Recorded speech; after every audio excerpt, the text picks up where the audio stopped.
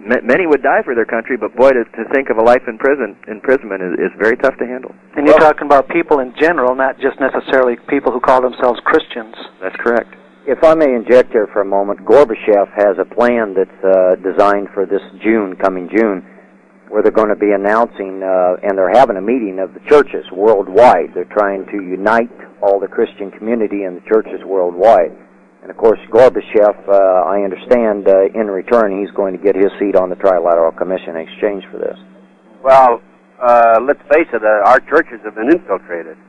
And the leaders of the... I'm concerned. Coming back to your question, Dan, Gene, what plans do they have for the militia and the patriot groups? Like, you talking about the red, blue, and green list? Well, yeah, sure, and I think the basic plans are to even though, militias are I think the government's trying to give them a persona of being a very offensive in nature, but militias are very defensive in nature. They're there to defend our rights and defend our country, and they're not going to lash out until they're backed into a corner and see that we have nothing left. So it's a defensive posture that our militias have, not an offensive posture. However, what the government does is they'll neutralize them. They'll take an ATF agent, or they'll take an agent, or they'll put a confidential informant in who has been trained on explosives and so forth, and talk these people into the fact that one day you're going to be put in a corner, and that AR-15 isn't going to be enough. You're going to have something more, and so they'll get into an illegal weapon or two, or perhaps a pipe bomb, and then they'll turn them over, and that does end that little group, doesn't it? That like Randy Weaver. Exactly right. Yeah, they had a sawed-off shotgun that was a quarter inch too long, I guess, or too short. And what about this red, blue, and green list? Do you know anything about that? No, I don't. Well, the red list are the ones that are going to be picked up and executed before martial law. The blue will be the ones that will be picked up and executed after martial law, and the green will be the ones they think they can repatriate. I've got information on that. It's Operation Garden Plot, I think, is the key word. Yeah, any more questions, Dan? No, I think that about covered, but let me just ask you, from what I heard you say, they view Christians as long as they don't stand up and shout too loudly, we'll leave them alone?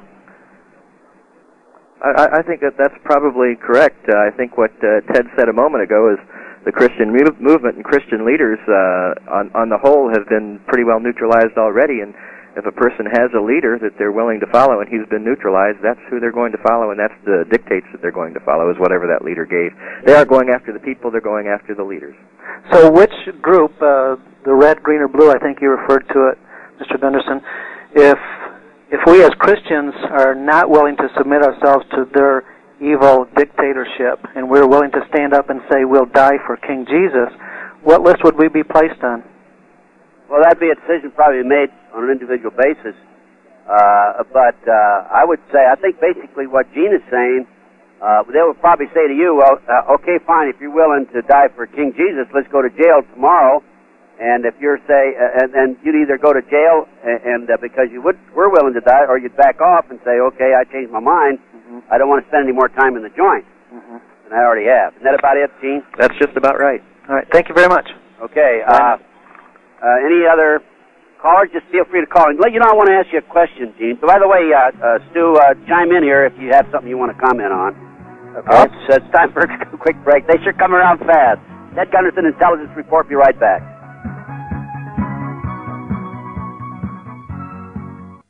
And we're back. My guest is Mr. Gene Chip Tatum, a great American hero, folks, and Mr. Stu Webb, a whistleblower and also a hero.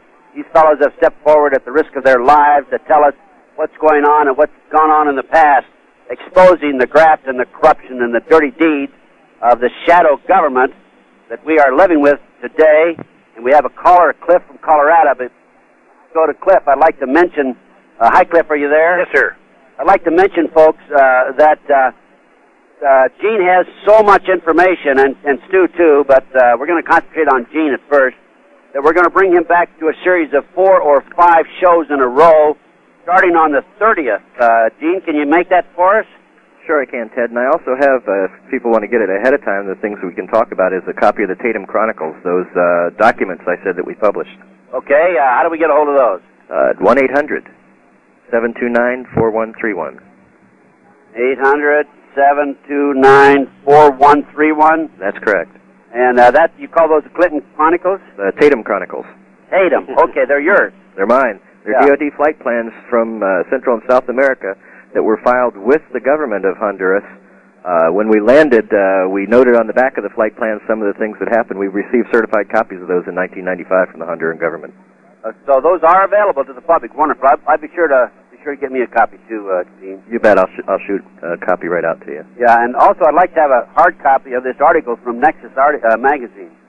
Well, I'll send you a copy of the Nexus magazine. I have to commend Mr. Duncan and his staff on that. They did a wonderful job with it. That's a great, and that's only great part article. one. There's another part coming out in their next issue. Oh, great article. That's published in England, right? Australia. Australia, okay. However, it is available in the United States, and I have a number for them also. Give us that number. That's 815-253-6464. 815-253-6464? That's correct. Okay, and that's for Nexus article. That's in Kempton, Illinois. The name of the article was Boss Hogs of Drugs is on the cover, and then the Pegasus file inside. Okay, I want to get back to Gene and ask him some more questions in a minute, but Cliff from Colorado, you have some questions you want to ask. Yes, I had a couple of questions, and then I had a comment. I guess let me make the comment first. I joined the service in 1957. I joined the National Guard in Texas. Went to college. I wanted to be in the FBI, believe it or not. You had to be a pre-law or accounting major, if you recall, Ted. I just couldn't handle accounting. So I went in the Air Force ROTC and went on into the Air Force and did a 5-year hitch and was in material air transport and got out in 67 and all I wanted to do was make some money. And I mean, legitimately. I went down in California, went in the cattle business. But my point was... Are you rich today, Cliff? No. Anybody in the cattle business is rich. The only one I know is Hillary. Okay. And those were paper cows. Okay. You got it. I also want to tell you how much I admire your guests. They are true patriots. These are real Americans, folks. Yeah, I'm just honored to be able to call in and talk to you folks. Let me say something real quickly here. I recall in the Air Force, we were involved in logistics, as you folks well know, and I remember all of the paper shuffling and the numbers games to keep your fuel allotments, and everything was kind of an illusion. And I had a cousin who flew off the Kittiak. He was a Gibb guy and back on the Phantom, and then he moved up to A6 driver and went on to the Pentagon, became a captain of the Navy. And I went to several BOQ parties with him on the Kittiak when we were both in California, and they talked about the sorties flown in Vietnam just to no armaments, just to make a run and keep your fuel allotments. And I guess what I'm saying is, as a veteran, I always thought the phony numbers thing started in Vietnam. So I read Craig Roberts' Medusa Files book, and I guess it started way back before that in the Second World War. So I guess what I'm saying is I wanted to ask you, gentlemen, when did all of this lying, cheating, traitorous activity on the part of bureaucrats, when do you folks really believe it started? I mean, it's out of control now, but... I think with Cain and Abel. Did we ever have an honorable federal government? Well, not in my lifetime, I don't think. How about you, Gene? I know that there has been a lot of what's the word I'm looking for? Misinformation from the government, disinformation for years. Can I ask one more question? Yeah, well, stay on the line, Cliff. Thank you. I appreciate it. Be right back, folks.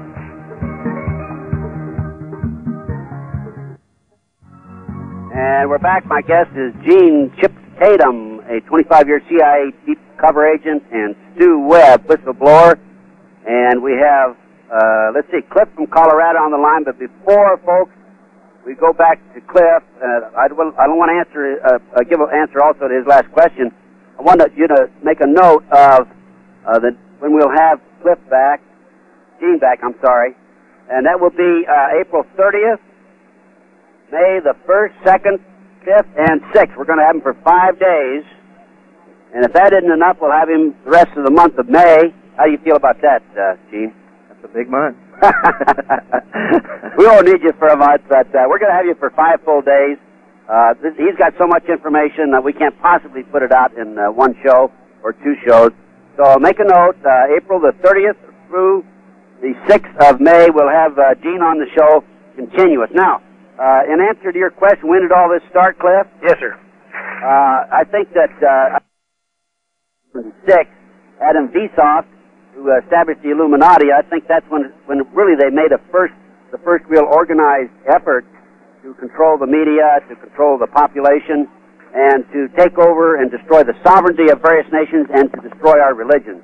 And I have a video, a 4-hour lecture that I give on the Illuminati and how it affects our lives today. And if any of you folks are interested in that 4-hour lecture, and it's dynamite stuff, I've been complimented many times on it, you can send $20 to Ted Gunderson, Post Office Box 18,18000-259, Las Vegas, Nevada, 89109. That's $20 to Ted Gunderson, Post Office Box 18,000-259, Las Vegas, Nevada, 89109. Do you want to add anything to that, Gene? No, I don't think so. That pretty well says it. I know that on the Pegasus side, they've been in place since the 50s. Well, Ted, let me comment on that, and then ask one question, and I'll get off the line. Okay. That means, if we're talking about the Masons' involvement, that means that George Washington was involved. No, I don't think so. Right, do you think the Masons are involved in Illuminati? Well, there is the Masons are like the Pegasus.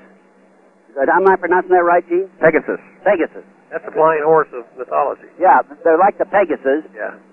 There's a secret society within the Masons that's involved, not the Masons per se. Well, this may or may not come as a shock to you. I'm a 32nd degree Mason. Yeah. 5th generation.